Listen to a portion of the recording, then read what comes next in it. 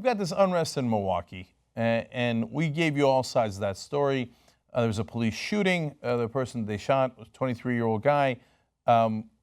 Apparently, according to the police, they're very adamant that he did have a weapon on him. It is unclear at this point if he was just running away or if he had turned around, and at that point the cops were worried that he was going to use that weapon.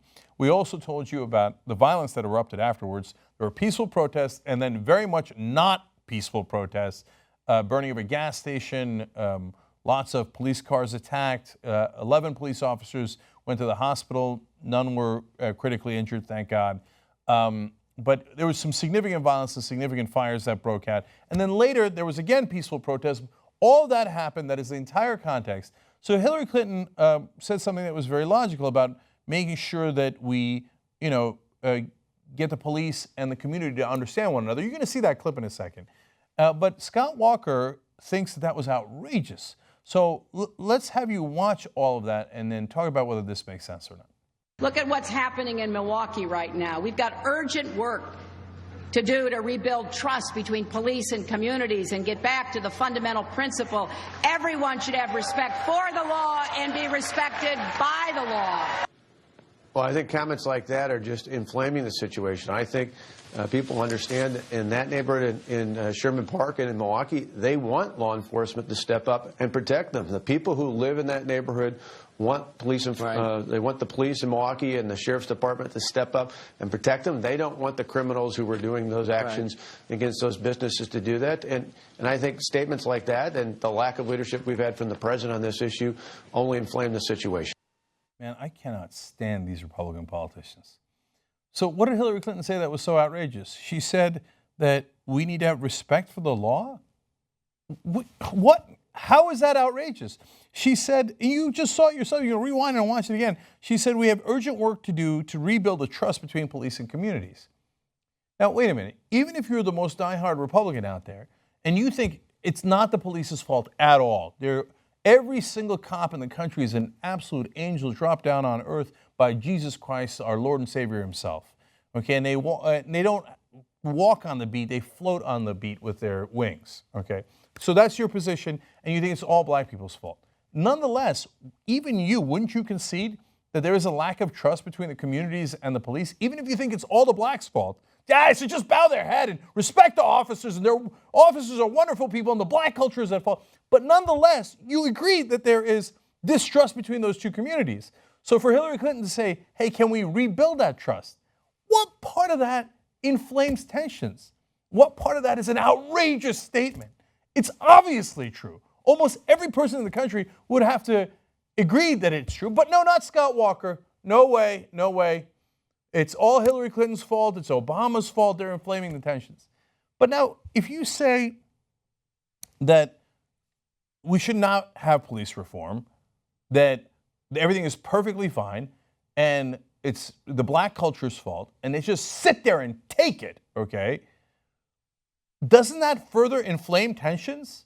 Because you're blaming only one side instead of saying, hey, let's listen to one another, and perhaps, you can understand the police's perspective because they're dealing with a lot of violent criminals, and that's why they're on edge. And by the way, almost everybody in America is armed. That's why the cops are on edge. That's one side. And the other side says, yes, but do you think every African American in the country is lying when they say that they get picked on by police more? That they're all, in all these different places, they're all lying? Or maybe they have some commonality there and an experience that we do not feel because we're not African American and we don't live in their neighborhood. If we can just listen to one another and maybe rebuild that trust, that might be the right way to go.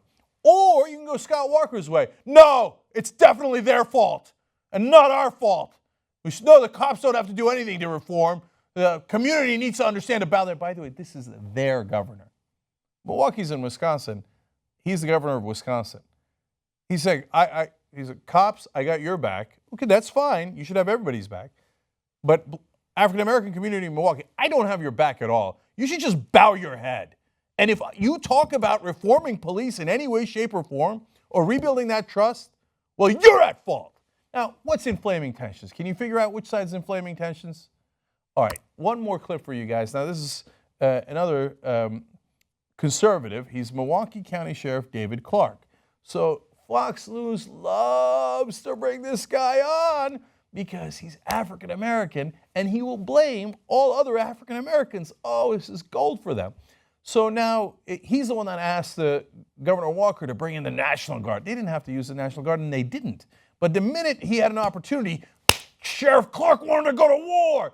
Now, let's hear him out on this and try to figure out who's inflaming tensions. Where are we at in society? Are we experiencing a war on cops? Yeah, thanks. I said that now going on almost 2 years ago that war had been declared on the American police officer. Probably said it on your program. I asked you if what's your message to the people. Their message is one of peace. What is your message? My message has been clear from day one 2 years ago. This anti-cop sentiment from this hateful ideology called Black Lives Matter has fueled this rage against the American police officer. And this DNC seems to be about embracing criminality and criminal behavior, trying to mainstream criminal behavior, hold these individuals up as if they're martyrs. Listen, I'm looking at 3 dead cops this week, Sheriff, and I'm looking at 5 last year. You trying to tell me to keep it down? Just please. When I said war had been declared, but the American police officer knows it has. This is just another ugly chapter in that war. And you'd have to stick your head in the sand to think that this thing here wasn't fueled by this vile, vulgar, slimy movement. That law enforcement officers treat black males different than white males in policing in these urban centers. There is data that supports There is not data. Do you think it is fair to link this murder to the Black Lives Matter movement when we still don't know the suspect's motive? I think it's very fair. We keep focusing on the police. We keep focusing on the police. And I've said publicly before, stop trying to fix the police, fix the ghetto. When there are no fathers around to shape the behavior of young boys growing up, they grow up to be unmanageable misfits that the police then have to deal with aggressively. His second to last comment there was perfect. The attitude of conservatives in this country is stop trying to fix the police. Start trying to fix the ghetto. Just fix the ghetto. It's all black culture's fault. Police, no. Angels on earth, every one of them. Don't ever try to fix them. My contention is one that is apparently outrageous to the Scott Walkers and the Sheriff Clarks of the world, which is, why don't we try to do both? Why don't we say, hey, let's take an honest look at the police training, because it's not that these guys are devils and that they're bad guys. You tell me every cop in the country is a bad guy, that's inconceivable. We're all human beings.